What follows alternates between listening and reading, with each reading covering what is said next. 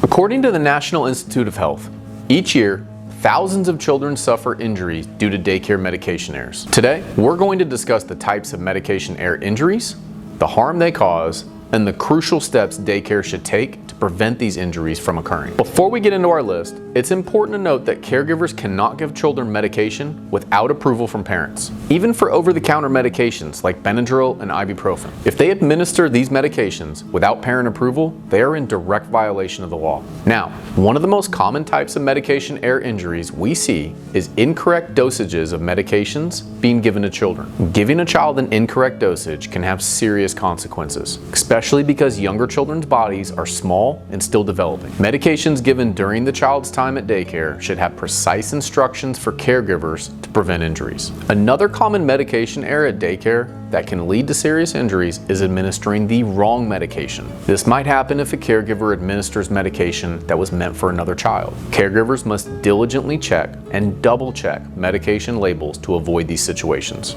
Outside of prescription medications, exposure to harmful drugs, whether through accidental ingestion or contact, is a significant concern.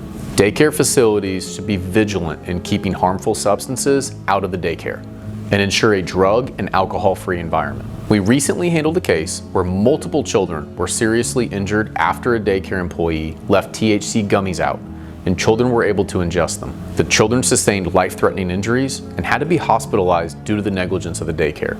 Medication errors commonly lead to injuries like overdoses, allergic reactions, and death. It's crucial to address how these situations can be prevented. Here are some key steps. Clear communication between parents and caregivers is essential. Caregivers must receive detailed instructions on medication administration, ensuring there's no room for misunderstanding. Daycare facilities must maintain a drug-free environment, regularly inspecting and securing potential hazards. Proper storage and labeling of medications are vital to preventing accidental exposures.